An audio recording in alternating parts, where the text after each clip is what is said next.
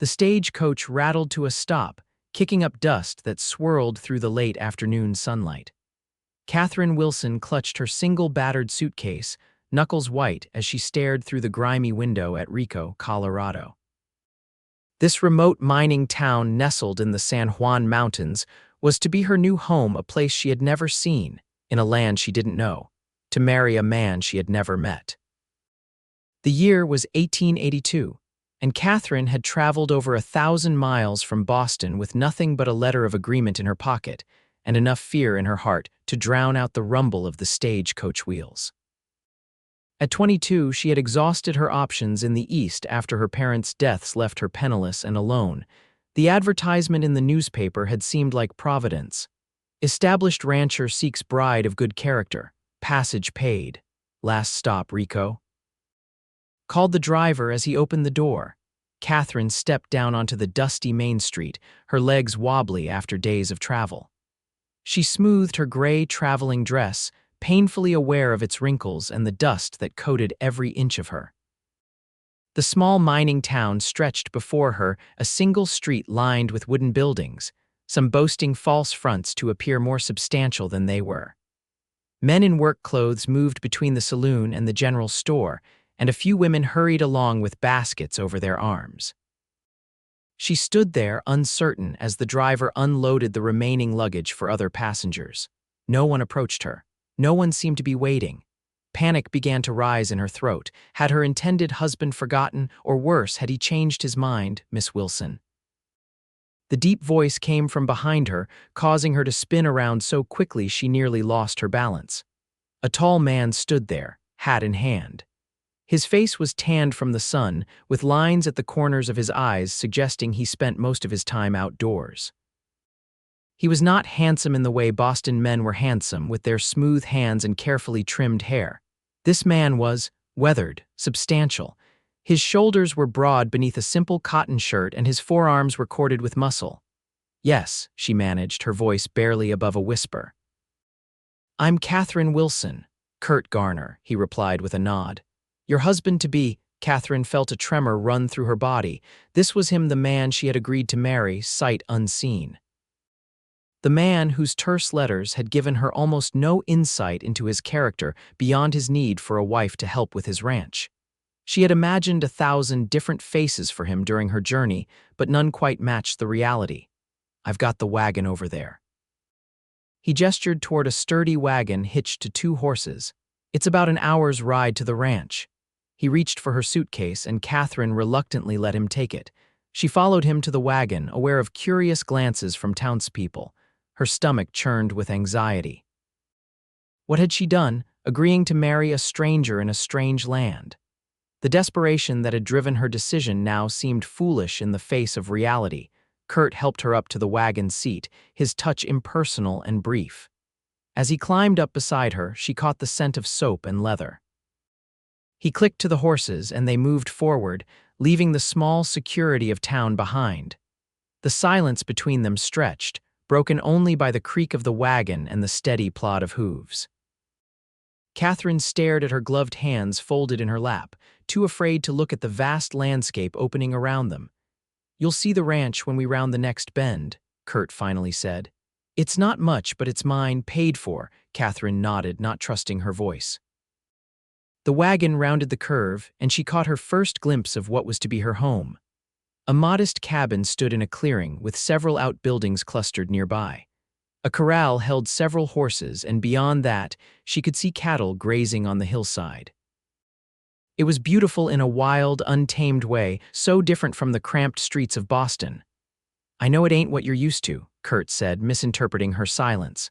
"Town life and all. It's lovely," Catherine said, the first genuine words she'd spoken since arriving. The beauty of the setting surprised her. The mountains rose in the distance, still capped with snow despite the summer heat in the valley. Kurt looked at her sharply, as if trying to determine if she was being truthful. Then he nodded and returned his attention to the horses. When they reached the cabin, Kurt jumped down and came around to help her. Catherine hesitated before placing her hands on his shoulders, allowing him to lift her down.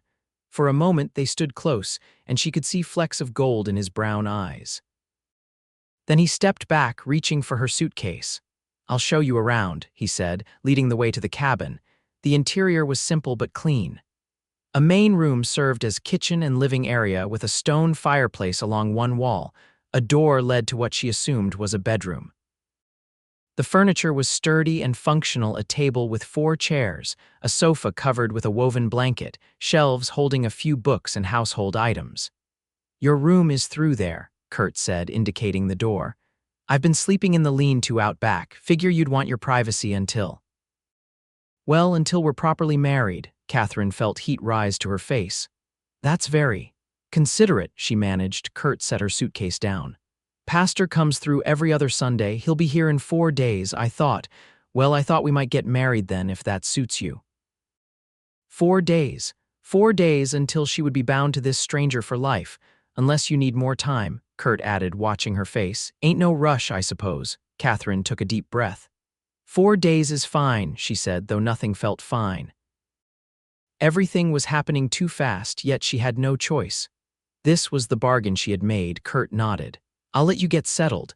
There's water in the pitcher and I'll bring in more from the well. Supper's in about an hour." When he left, Catherine sank onto a chair, finally allowing herself to feel the full weight of her situation. She was alone in a strange place with a man she did not know, about to make a commitment that would last a lifetime. Tears welled in her eyes, but she blinked them back. Crying would not help. She had made her choice, driven by necessity. Now she had to find a way to live with it. She moved to the bedroom, which was as simple as the rest of the house. A bed with a patchwork quilt, a chest of drawers, a small mirror on the wall. She opened her suitcase and began to unpack her meager belongings, placing her 2 spare dresses in the chest, setting out her hairbrush and the small framed photograph of her parents. As she arranged her things, she tried to imagine a life here. Would she ever feel at home? Would she ever look at Kurt Garner and feel something other than fear and uncertainty? She had no answers, only questions that echoed in the silence of the empty room. Outside, Kurt unhitched the horses, his movements methodical as his mind raced. The woman was not what he'd expected. Her letters had been practical, straightforward. He'd imagined someone older, perhaps plainer. Instead, Catherine Wilson was young and, despite her travel-worn appearance, beautiful with her chestnut hair and clear blue eyes.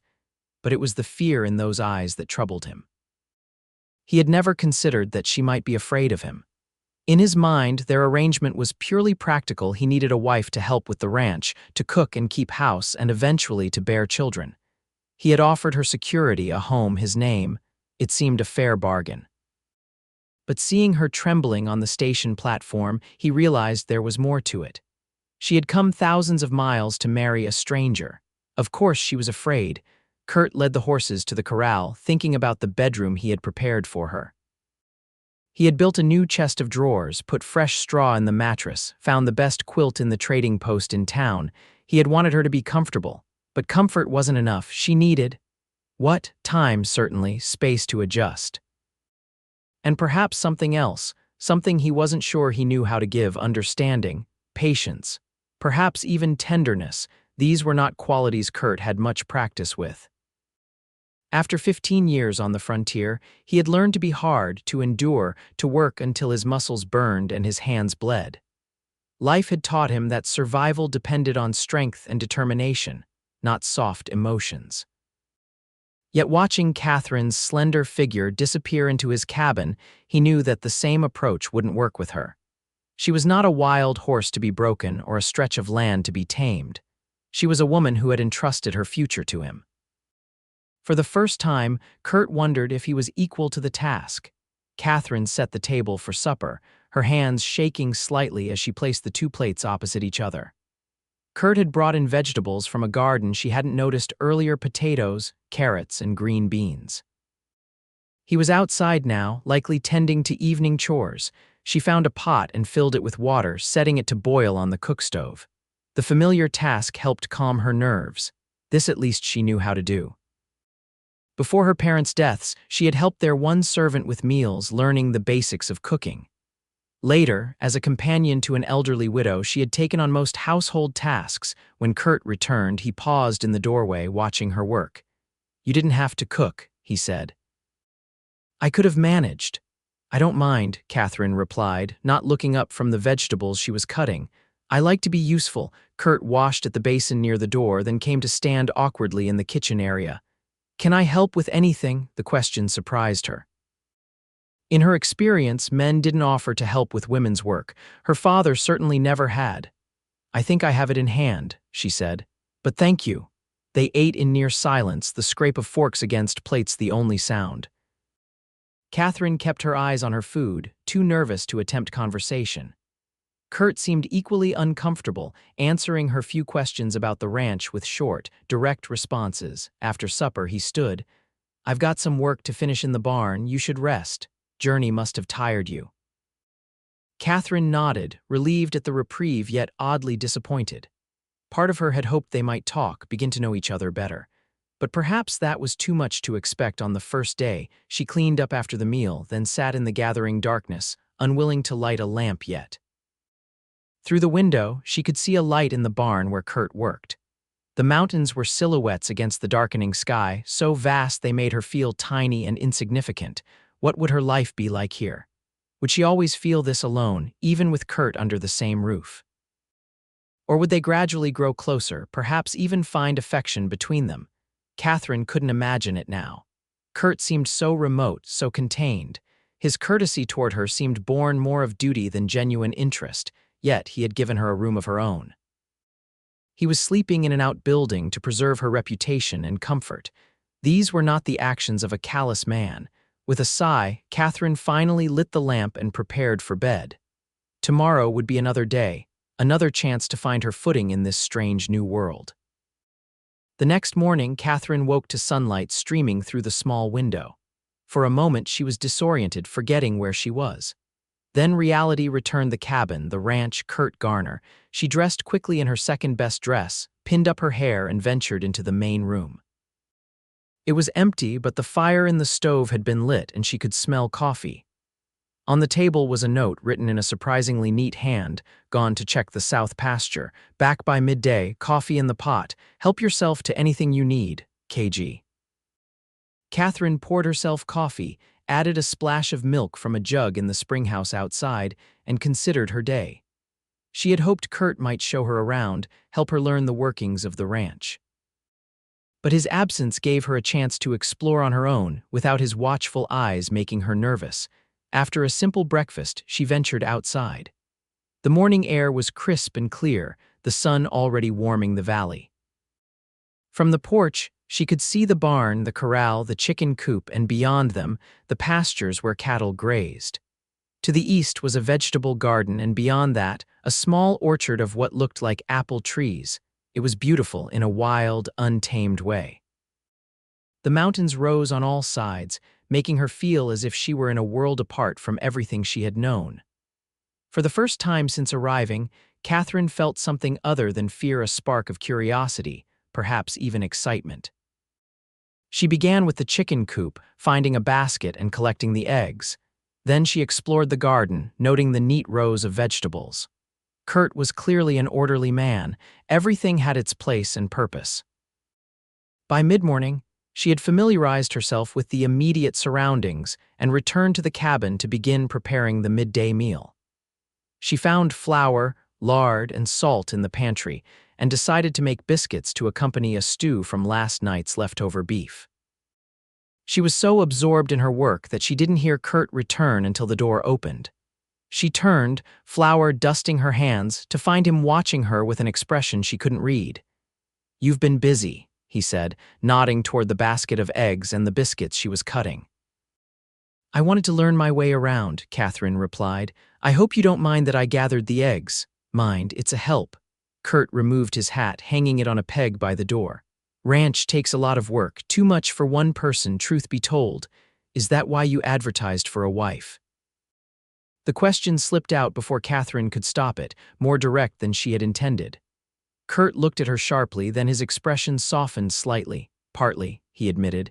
"A man needs help out here, but it's more than that. A house ain't a home without." He trailed off, seeming uncomfortable with the direction of his thoughts. "Without a woman's touch," Catherine suggested. "Without a family," Kurt said quietly. "Gets lonely living like this." The simple admission hung in the air between them. Catherine felt a small shift in her perception of him. He wasn't just seeking a housekeeper or a cook, he was seeking companionship, perhaps even love. "I understand loneliness," she said softly, thinking of the empty months after her parents' deaths. Kurt met her eyes, and for a moment, there was a connection between them, a recognition of shared experience. Then he looked away. "Smells good," he said, changing the subject. "I'm just going to wash up." As they ate, Catherine ventured another question. "Will you tell me about the ranch?" "How long have you been here?" Kurt seemed relieved at the safe topic. "Came out here in '68, right after the war, worked other men's land for years, saved every penny, bought this place in '75. It was nothing then, just the cabin and about 50 acres, added to it bit by bit. Now it's 600 acres, 100 head of cattle." "That's impressive," Catherine said, meaning it. "You've built something substantial." Kurt shrugged, but she could see her words pleased him. "It's a good living, not rich, but we won't go hungry. Might even turn a profit this year if the beef prices hold." She noted. He was already thinking of the ranch as theirs, not just his. After the meal, Kurt hesitated. "I need to ride the north pasture this afternoon. You're welcome to come along if you'd like to see more of the place." Catherine was surprised by the invitation. "I'd like that," she said, "but I don't ride." "Never, never," she confirmed. "There wasn't much opportunity in Boston." Kurt considered this. "Well, that'll have to change. Can't get around out here without riding. But for today, we can take the wagon." An hour later, they were traveling across the ranch, the wagon following a rough track through meadows dotted with wildflowers. Kurt pointed out landmarks, explaining the boundaries of his property, where the best grazing was, his plans for expansion. Catherine listened, asking questions, genuinely interested. As Kurt spoke about the land, he became more animated, less guarded. This was his passion, his life's work. "It's beautiful here," she said as they paused atop a rise overlooking a stream. "I've never seen anything like it." Kurt looked at her as if trying to determine her sincerity. "Most city folk find it too quiet, too empty." "I find it peaceful," Catherine said. "In Boston, there was always noise, always people. You could never be truly alone with your thoughts. And that's what you want." "To be alone with your thoughts," Catherine considered the question. "I want space to discover who I am, away from others' expectations. In Boston, after my parents died, I was always defined by my circumstances, the poor relation, the paid companion, the charity case." Kurt nodded slowly. "Out here, a person is judged by what they do, not where they came from. No one cares if your grandfather was important or if you went to fancy schools. What matters is whether you work hard, keep your word, help your neighbors when they need it." "That sounds refreshing," Catherine said. "It can be hard," Kurt warned. "Winters especially. Snow can trap us at the ranch for weeks, supplies run low, and there's always work, no matter the weather." "I'm not afraid of hard work," Catherine said, lifting her chin slightly. "I may have been raised in the city, but I'm not useless." Kurt's mouth quirked in what might have been the beginning of a smile. "Never thought you were, Miss Wilson." The use of her formal name reminded Catherine of their situation. In 3 days, she would become Mrs. Garner, a wife to this quiet, serious man. The thought sent a flutter of anxiety through her. "Perhaps," she said carefully, "since we are to be married, you might call me Catherine." Kurt nodded. "Catherine," he said, testing the name, "and I'm Kurt." It was a small step, but it felt significant. As they continued their tour of the ranch, Catherine felt some of her tension ease. Kurt was not effusive or demonstrative, but he was honest and straightforward. There was something reassuring in his steady presence. By the time they returned to the cabin, the sun was setting, painting the mountains in shades of gold and purple. Kurt helped her down from the wagon, his hands strong and sure at her waist. For a brief moment, they stood close and Catherine caught the scent of leather and horse and something else, something distinctly male. Then Kurt stepped back, clearing his throat. "I'll see to the horses," he said, his voice gruffer than before. Catherine watched him lead the team toward the barn, wondering at the sudden tension between them. Had he felt it too, that momentary awareness? She turned toward the cabin, her thoughts in turmoil. She had come to Rico expecting to fulfill a contract, to make the best of a necessary arrangement. She had not expected to find Kurt Garner, intriguing, Over the next 2 days, they fell into a cautious routine. Catherine took over the household tasks, cooking, cleaning, caring for the chickens and the vegetable garden. Kurt went about his ranch work, returning for meals, occasionally asking for her help with simple chores that required an extra pair of hands.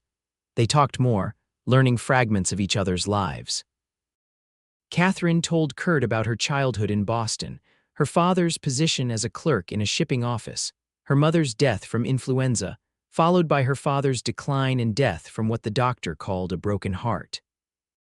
She spoke of the relatives who had taken her in but made it clear she was a burden, and of her position as companion to the widow Mrs. Prescott, who had died 6 months earlier, leaving Catherine without position or prospects. Kurt shared less but enough for Catherine to piece together his story. Born in Pennsylvania, he had joined the Union Army at 18, fighting through the last year of the Civil War. After the war, he had drifted west, working as a cowhand, a miner, a teamster, whatever would pay. His dream had always been to own land, and he had pursued it with single-minded determination. On the evening before the pastor was due to arrive, they sat on the porch after supper, watching the sunset.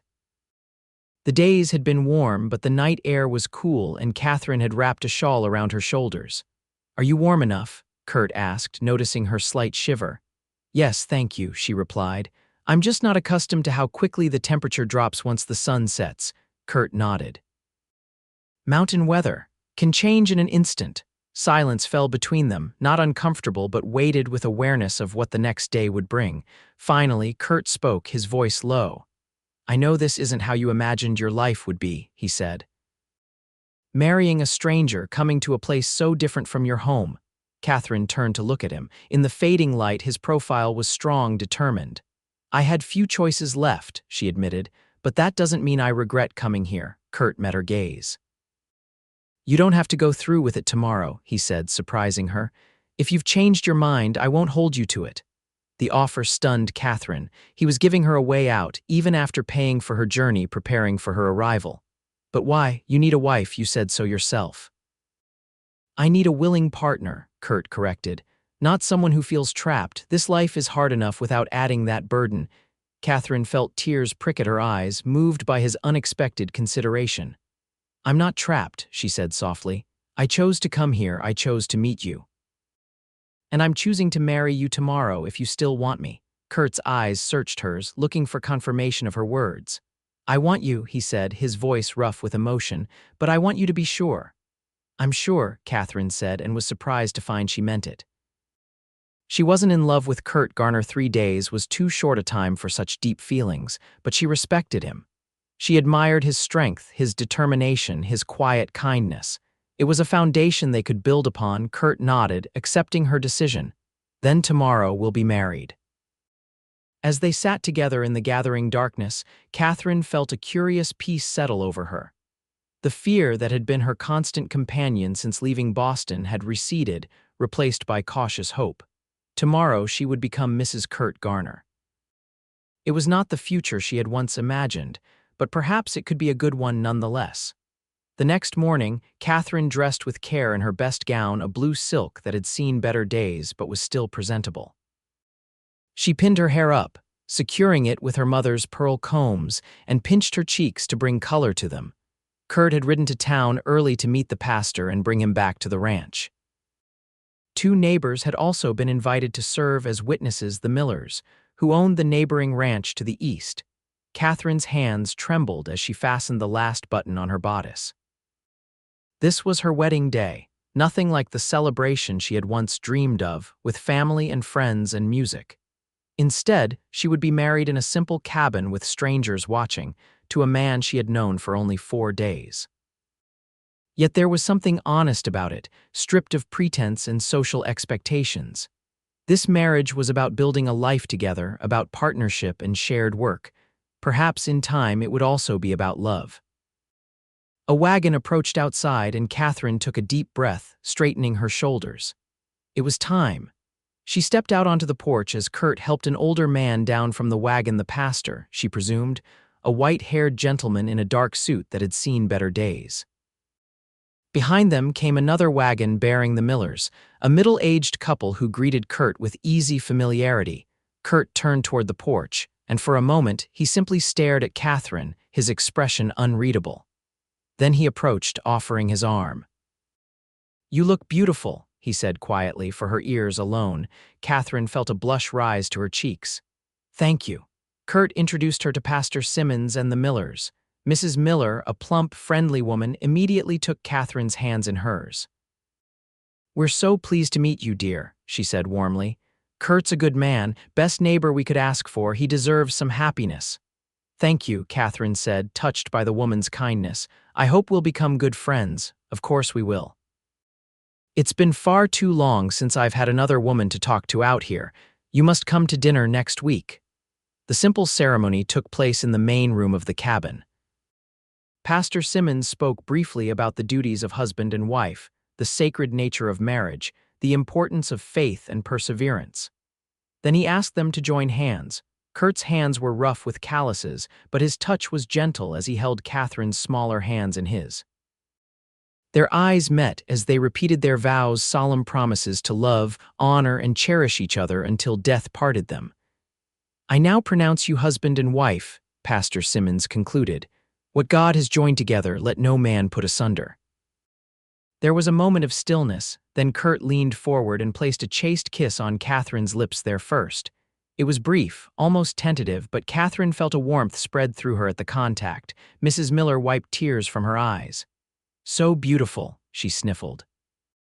"Now let's celebrate." She bustled to the wagon and returned with a basket containing a wedding cake, fried chicken, and a bottle of wine.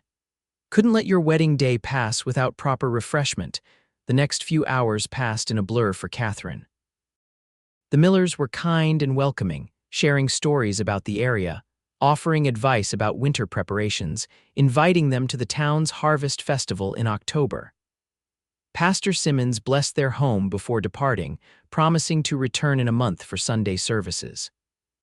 By late afternoon, the guests had gone, and Catherine and Kurt were alone, truly alone as husband and wife for the first time. An awkward silence fell between them. "I should start supper," Catherine said, needing some task to occupy her hands, her mind. "I'll bring in more firewood," Kurt replied, equally eager for an excuse to step outside. As she prepared the evening meal, Catherine tried to calm her racing thoughts. They were married now. Tonight they would share a bed. The idea both frightened and intrigued her. What would it be like to lie with Kurt, to know him in the most intimate way? Her mother had told her little about marital relations, only that it was a wife's duty to submit to her husband's desires. But Catherine sensed that, with Kurt, it would not be a matter of duty or submission. He had shown too much consideration for her feelings, too much respect for her choices. When Kurt returned with the firewood, he seemed as uncertain as she felt. They moved around each other carefully, setting the table, serving the meal, making small talk about the day. After supper, Kurt cleared his throat. "I need to check on a calf that was born yesterday. Won't take long." Catherine nodded, understanding his need for space. "I'll clean up here." When he returned, she had prepared for bed, changing into her nightgown and robe in the bedroom. Kurt entered cautiously, as if afraid of intruding. "I can still sleep in the lean-to," he offered, surprising her. If you need more time." Catherine looked at him, standing awkwardly in the doorway of what was now their shared bedroom. He was giving her space again, putting her comfort before his rights as a husband. "No," she said softly. "This is your home, our home now, and we are married." Kurt nodded, relief and something else, anticipation perhaps, crossing his face. He gestured toward the wash basin. Catherine slipped into bed while he washed and changed, her heart pounding so loudly she was sure he could hear it. When Kurt finally joined her, the mattress dipping under his weight, she lay still, uncertain what to expect. For a long moment, neither moved. Then Kurt's hand found hers on top of the quilt, his fingers lacing with hers. "We have time," he said quietly, "all the time you need." Catherine turned her head to look at him, finding his eyes in the dim light from the banked fire. "Thank you," she whispered. Kurt leaned over and placed a gentle kiss on her forehead. "Good night, Catherine." "Good night, husband," she replied, the word new and strange on her lips. They fell asleep that way, hands joined above the covers, a cautious beginning to their life together. The first weeks of marriage brought both challenges and discoveries. Catherine learned the rhythm of ranch life, the early mornings, the constant chores, the satisfaction of work well done. Kurt taught her to ride, patient with her initial fear, proudly watching as she gained confidence on horseback. They were finding their way as husband and wife, learning each other's habits and preferences. Kurt was tidy but unconcerned with appearances. He liked his coffee strong, his meat barely cooked, his bread fresh. He rose before dawn and often read by lamplight before sleeping. He rarely spoke unless he had something to say, but when he did speak, his words were thoughtful, considered. Catherine discovered aspects of herself she hadn't known existed.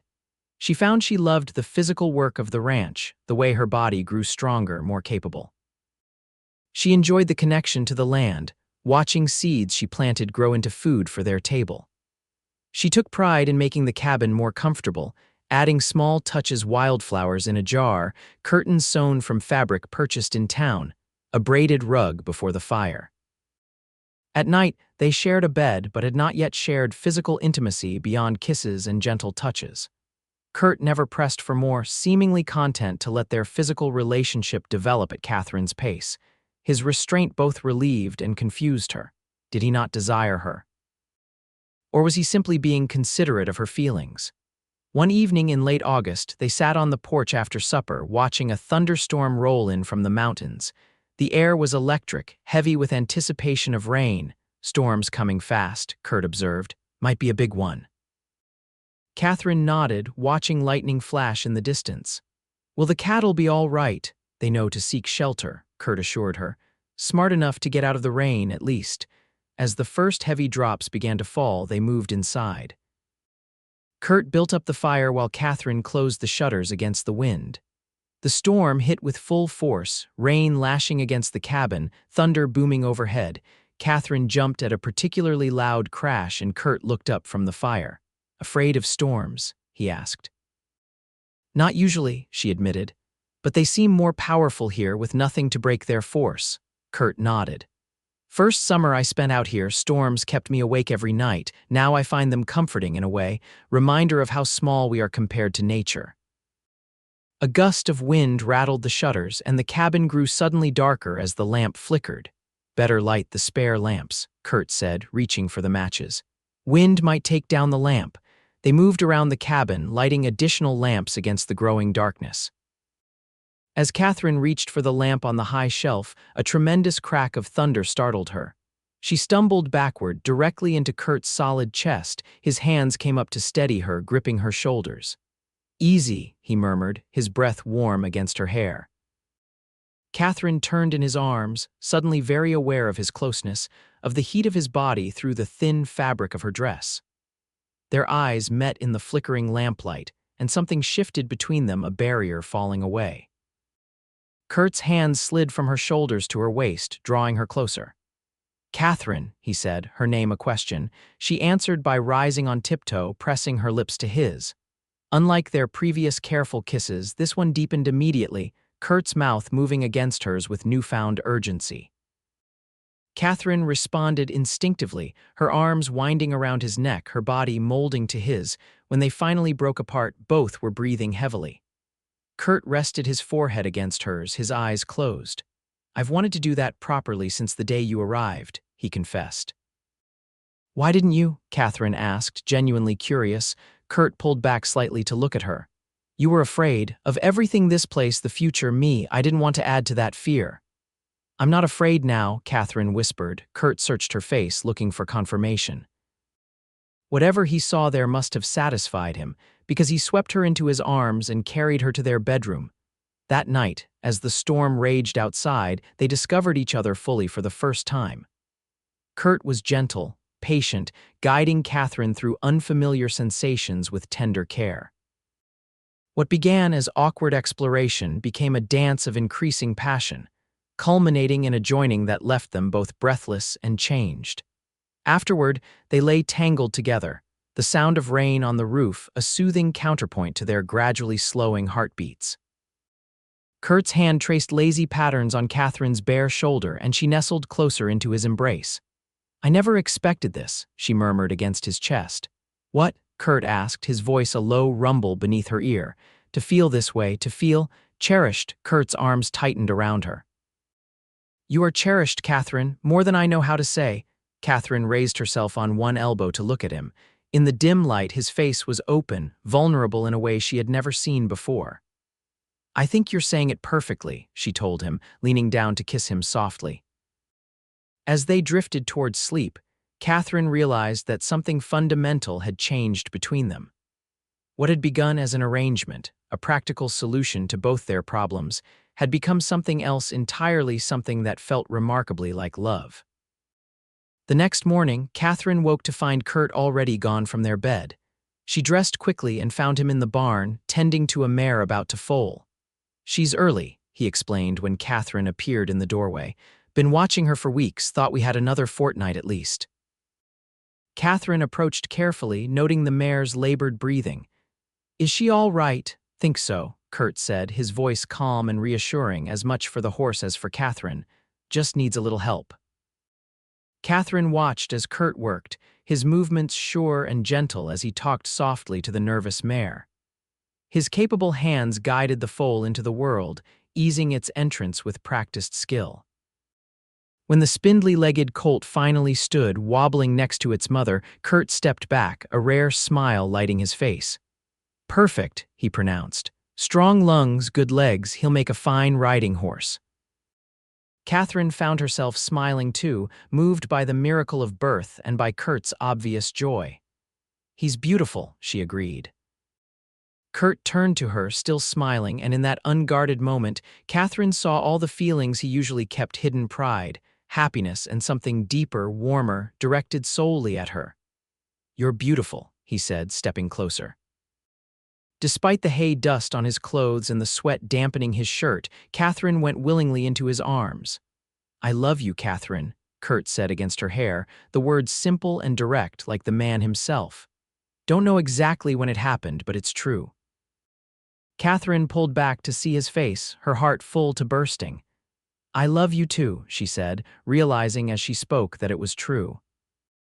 Somewhere between the day she had stepped off the stagecoach, frightened and alone, and this moment, standing in a barn with the scent of hay and horses around them, she had fallen in love with Kurt Garner. Their kiss was interrupted by an indignant whicker from the mare, as if reminding them of her presence. They broke apart, laughing, the joy of the moment too perfect to contain. "We should name him," Catherine suggested, nodding toward the colt, who was nursing vigorously. "What would you like to call him?" Kurt asked.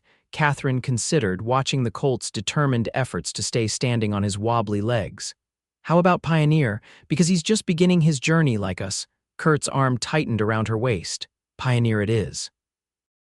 As autumn approached, Catherine and Kurt settled into a deeper rhythm together. The initial awkwardness of new marriage gave way to comfortable familiarity. They worked side by side during the day, sharing the labor of the ranch, and at night, they shared their bodies and dreams with increasing openness. The harvest was good that year. The garden yielded more than Catherine had expected, and she spent days preserving vegetables for the winter, canning, pickling, drying. Kurt's cattle fetched a good price at market, allowing them to purchase supplies for the coming winter and even a few luxuries: new books, fabric for curtains, a better cookstove that didn't smoke when the wind was from the east. In late September, they attended the Harvest Festival in Rico. Catherine wore her blue silk dress, refurbished with new lace at the collar, and Kurt surprised her with a shawl he had purchased in town, a soft wool in shades of blue and green that matched her eyes. The town square was decorated with bunting and lanterns, tables laden with food contributed by every family. A band played on a makeshift stage, and couples danced on a wooden platform constructed for the occasion. Catherine felt a flutter of nervousness as they approached. This would be her first real introduction to the community as Mrs. Garner. What would they think of her? Would they accept the Easterner, the city girl? Her worries proved unfounded. Mrs. Miller introduced her to the other women, who welcomed her warmly, eager for news of the outside world and curious about her adjustment to frontier life. "You've brought the light back to Kurt's eyes," one older woman told her quietly. "We've all noticed it. He was too much alone before you came." Later, as they danced beneath the stars, Kurt held her closer than propriety strictly allowed. "Happy?" he asked, his breath warm against her ear. "Completely," Catherine assured him, and it was true. The girl who had stepped off the stagecoach 4 months earlier, trembling with fear and uncertainty, had become a woman who knew her own mind and heart. She had found not just security but love, not just a home but a place where she truly belonged. As they swayed to the music, Catherine rested her head on Kurt's shoulder, breathing in the familiar scent of him. Whatever challenges lay ahead and living in this wild country, there would surely be many they would face them together. The winter of 1882-1883 proved to be one of the harshest in living memory. Snow began falling in late October and continued with barely a break until March. Drifts piled higher than the windows of the cabin, and Kurt had to dig paths daily to reach the barn and outbuildings. Catherine learned the true meaning of isolation during those months. For 6 weeks, they couldn't reach town, relying entirely on their stored provisions and Kurt's hunting skills. She came to appreciate the careful preparations they had made in autumn: the stacked firewood, the preserved vegetables, the flour and sugar and coffee hoarded against exactly this contingency. The cabin, which had seemed spacious enough in summer, grew smaller with each passing day of confinement. Yet Catherine found she didn't mind the closeness. She and Kurt developed routines to make the best use of the limited space, reading aloud to each other in the evenings, teaching each other games from their childhoods, sharing stories they hadn't yet told. At night, they found warmth and comfort in each other's arms, their physical connection deepening even as their emotional bond strengthened. It was during one such night, as wind howled around the cabin and snow piled ever higher against the walls, that Catherine realized her monthly courses were late. She said nothing to Kurt immediately, wanting to be certain before sharing news that would change their lives forever. But as days passed and her suspicion grew stronger, she found herself watching him with new eyes, imagining him holding their child, teaching a son or daughter to ride, to read, to love the land as he did. Finally, one evening in January, as they sat before the fire, Catherine took Kurt's hand in hers. "I have something to tell you," she began, suddenly nervous despite their closeness. Kurt looked at her, his expression curious but patient. "What is it?" Catherine took a deep breath. "I believe I'm going to have a baby, your baby, our baby." For a moment, Kurt simply stared at her, his face unreadable. Then he reached out with gentle hands, pulling her into his lap, cradling her against his chest. "A baby," he repeated, his voice thick with emotion. "When? Summer, I think." "July, perhaps." Kurt's hand moved to rest on her still flat stomach, his touch reverent. "Are you happy about it?" he asked, and Catherine heard the vulnerability in the question. "I am," she assured him, covering his hand with hers. "I never imagined I could be this happy. Are you?" In answer, Kurt kissed her with such tenderness that tears sprang to Catherine's eyes. "You've given me everything," he whispered against her lips. "A home that's more than just walls and a roof, a future worth working toward, and now a family of our own. Yes, Catherine, I'm happy beyond words." As the winter slowly released its grip on the land, Catherine's body began to change. The slight thickening of her waist required letting out seams, and her breasts grew fuller, more sensitive. Kurt watched these changes with a mixture of pride and concern, insisting she rest more, trying to shield her from the heavier work of the ranch. Catherine appreciated his care but refused to be treated as an invalid. "Women have been having babies since the beginning of time," she reminded him. "And most of them worked right up until their time came." "Not my wife," Kurt said firmly. "Not if I can help it." They compromised, with Catherine continuing to manage the household and garden while Kurt took on more of the physically demanding tasks. As spring arrived, bringing with it new calves, fresh grass, and wildflowers carpeting the meadows, Catherine's belly rounded more noticeably, and the baby's movements became strong enough for Kurt to feel when he placed his hand against her stomach. The first time he felt the baby kick, Kurt's expression of wonder made Catherine laugh with pure joy. That's our child, he marveled, his hand following the movements beneath her skin. Already strong, Catherine noted. Like his father, or her mother, Kurt countered, smiling. You're the strongest person I know, Catherine, coming out here alone, making a life in a strange place, facing everything with courage. I wasn't so courageous when I arrived, she reminded him. I was terrified. Kurt's expression grew serious. I know, I saw it in your eyes that first day. That's why I tried to give you space, time to adjust without pressure. You gave me exactly what I needed, Catherine said softly. Room to find my own way, to choose this life rather than merely accepting it. I'll always be grateful for that gift. As her pregnancy progressed, the community rallied around them. Mrs. Miller and the other ranch wives visited regularly, bringing baby clothes sewn from scraps of fabric, sharing advice and stories from their own childbearing years.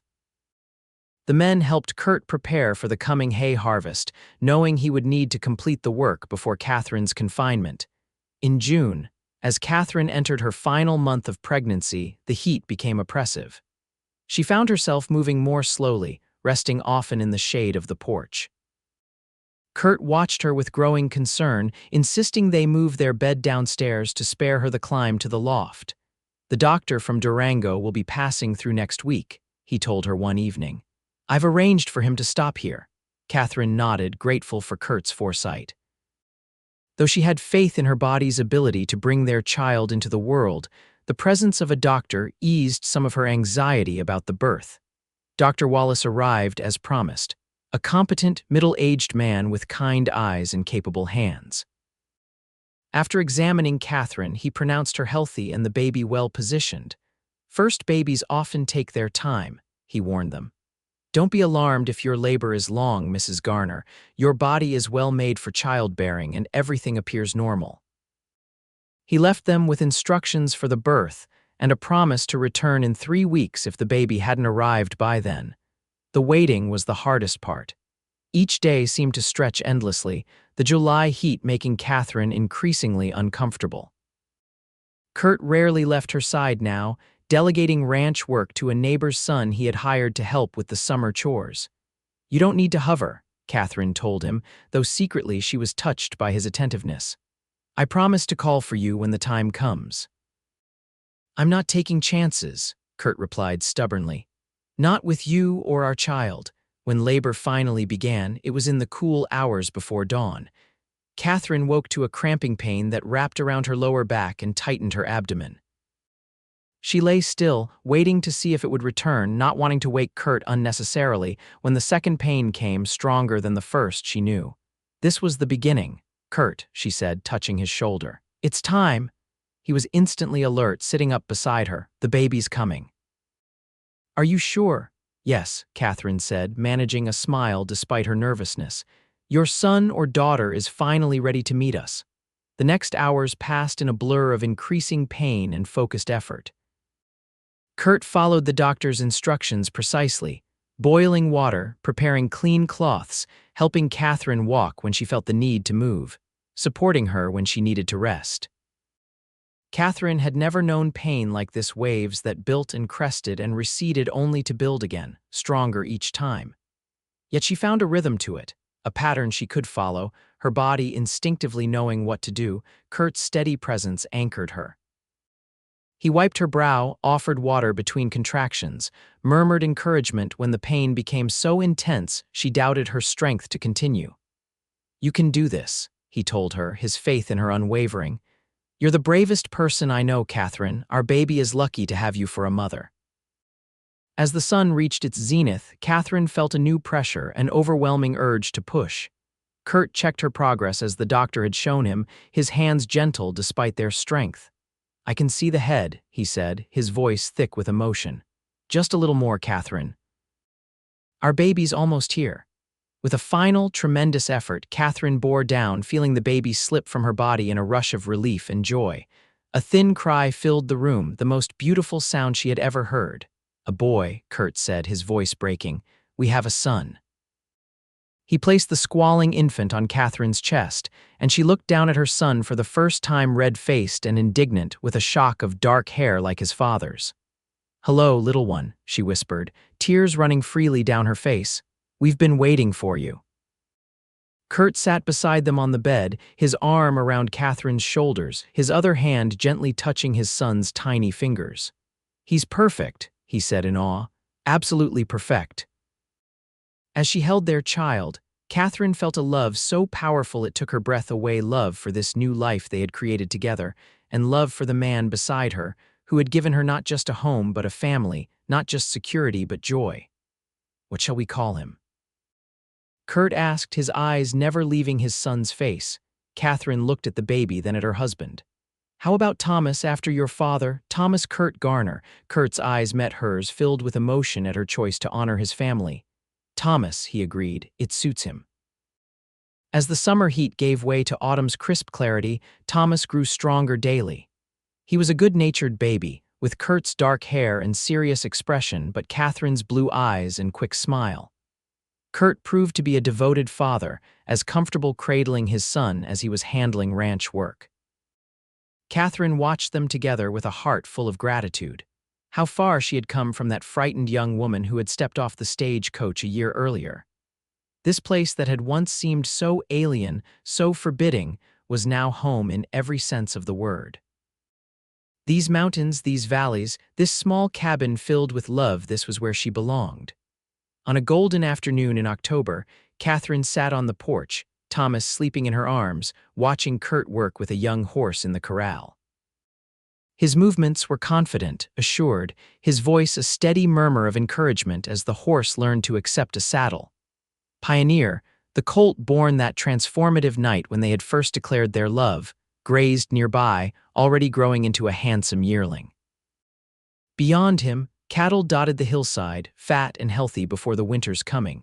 The garden had yielded its final harvest, the preserves were stored for winter, and firewood was stacked high along the side of the cabin.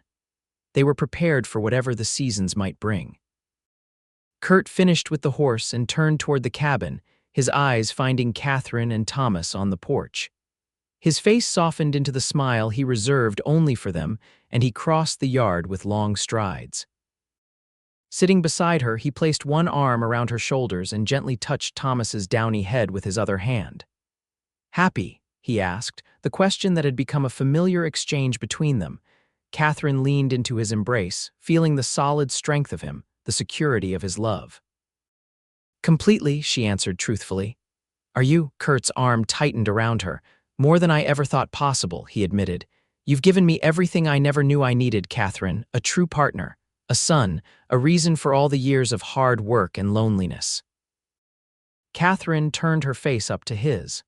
"And you've given me what I needed most, time and space to trust, to choose this life freely, to find my way to loving you." As they sat together, the three of them forming a family that had once seemed impossible, Catherine knew with absolute certainty that this was where her journey had been leading all along. Not to a life of fear and compromise, but to one of love and possibility.